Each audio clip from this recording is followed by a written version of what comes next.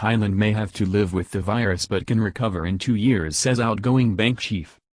Outgoing Bank of Thailand boss, Veerathai Santiprabhob, says economic recovery may mean having to live with up to 30 infections per day as the government chooses his successor to augment what is expected to be a new economic team set to be in place in October after a September cabinet reshuffle. The economic challenge of this crisis is expected to crystallize then. It may take 2 years for Thailand to recover from the economic damage caused by the COVID-19 virus. But there are signs of hope. This week, outgoing Bank of Thailand Governor, Veerathai Santiprabhob, predicted that the country may have to live with the infection as it battles its way through. A recruitment process to select his successor is currently underway. This will leave Thailand with a new economic team because of the upcoming cabinet reshuffle and a new central bank chief to confront the economic pickle created by an extended shutdown of economic sectors. Some commentators are expecting that the new man in the hot seat may well be a friend and colleague of Mr. Veerathai, who currently works as an advisor to the Prime Minister. Outgoing Bank of Thailand Governor, Veerathai Santiprabhob, predicts that with a vaccine, the Thai economy can recover in 2 years. He still warns that some level of infection from the COVID-19 virus might have to be tolerated. It comes as a later entrant into the race to replace him, Sethaput Sathaiwartnaruput, an advisor to the Prime Minister, is being tipped to be on a 2-man shortlist. Amid signs that the domestic economy in Thailand is getting back to work, the government will soon be focused on choosing a successor to current Bank of Thailand Governor, Veerathai Santiprabhob, who is stepping down when his term expires at the end of September this year. The deadline for applicants was extended from June 25 to last Friday, July 10. The selection process involves the Minister of Finance, Thomas Avanyana, selecting one candidate from a list of 2 which will be submitted to him by a recruitment committee currently reviewing the applicants. The cabinet will then ratify the final appointment. 6 applicants for the top job include 2 senior officials currently working for the Bank of Thailand. The 6 applicants include 2 executives who are currently working within the Bank of Thailand in senior roles. These are Mathi Sapapongs and Ronadal Numnanda. However, a late applicant last Friday is 55-year-old Mr. Sethaput Sathaiwartnaruput, a member of the Monetary Policy Committee of the bank who has worked in the past for the World Bank, the IMF and Siam Commercial Bank. He is also, significantly, a current advisor to Thailand's Prime Minister Prayut Chan-o-cha. The 3 other candidates who have applied for the role are Anus Orantamajai, formerly Dean of the Economics Faculty at Ringsit University and an ex-member of the Bank of Thailand's influential Monetary Policy Committee. The other 2 are former top executives with UJF Asset Management. These are Tongjai Thanachanan and Sukartech Apozai. New applicant Mr. Sethaput put his name in the ring at the very last moment before Friday's deadline. Up until the entry of Mr. Sethaput as the deadline approached last Friday, the betting was on the 2 sitting Bank of Thailand executives being listed by the recruitment committee and forwarded to the finance minister. Now, the thinking is that Mr. Sethaput will be on the list. This is the prediction of Perpatal Wangnarumachai of Fatra Securities in Bangkok, who describes Mr. Sethaput as having the agility that just might be required as Thailand's COVID-19 crisis threatens to become an economic one, and certainly one that will require a balanced and effective response from the country's central bank. Flexible and agile candidate with a focus on financial stability, says one Bangkok-based analyst. Many observers have praised the work of the outgoing bank governor, Mr. Veerathai, for strengthening the financial system ahead of this challenge, although testing times are undoubtedly ahead. Financial stability will be a critical issue as Thailand pursues any chance of economic recovery. He is quite flexible. For example, when economic growth is fine, he focuses on financial stability. But when the economy faces contraction, as with the current COVID-19 crisis, he agrees with policy rate cuts, said Mr. Papat this week speaking with the Nation newspaper in Bangkok. Friend and colleague of the outgoing governor, Mr. Sethaput is a friend of Mr. Veerathai's.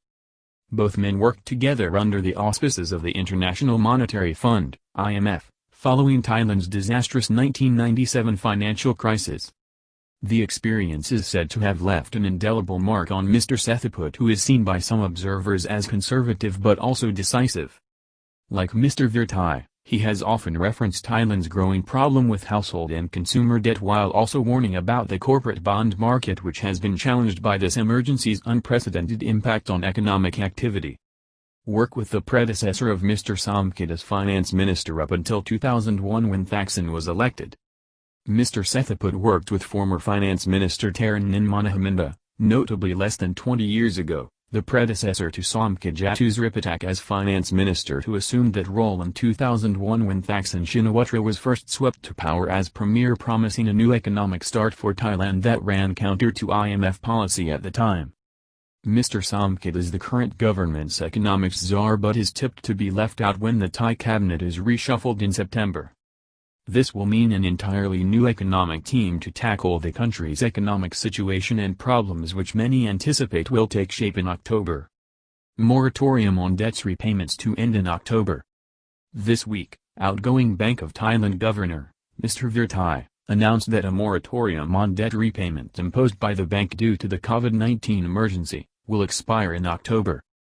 It is understood that the bank is concerned that the credit system may be damaged even further by prolonging the relaxed regime as the economy makes tentative steps to get back on its feet. It is also worth noting that the kingdom has been facing strong economic headwinds now since March 2019 when the US-China trade war flared up and indeed, continues to rage. Several financial support schemes will expire in October. We don't think most SMEs will fall off the cliff, because banks have provided them with more support than the central bank has done, by suspending debt repayment by as much as a year, Mr. Veerathai explained. Only 103 billion of 500 billion soft loan program to support business has yet been approved. The outgoing central bank boss revealed that only 103 billion of a soft loan scheme for commercial banks which, it is hoped, will assist small and medium-sized concerns when reloaned at generous interest rates and repayment terms, has been approved by the bank to date. The total fund available to the scheme is 500 billion. Mr. Veerathai has said that the key focus now is on debt restructuring for firms with adjustments being made to fit with their current cash flow. Increasingly damaging impact of closed borders. The bank is still predicting, at least, an 8% dip in GDP for Thailand this year. Senior Director, Don Nakontab, has highlighted the increasingly damaging impact that the actions by the government to stem the virus threat is having on the country's valuable foreign tourism industry. He predicted that the kingdom will be lucky to see 8 million visitors this year, most of whom had already arrived prior to the state of emergency on March 26 last. He warned that the industry may not recover until the end of next year, leaving behind a depressed employment market. Economy showing signs of mending from July. However, despite the challenge ahead, it is not all bad news. The central bank has indicated that the deep contraction of the economy experienced in the second half of this year is being reversed in the third quarter as businesses have been getting back to work since July. The outgoing Bank of Thailand governor said on Wednesday that Thailand's economy can recover from this catastrophe within 2 years. This was based on a vaccine becoming available later this year. Even with a vaccine, Thailand may have to learn to live with the virus and the economic imperative.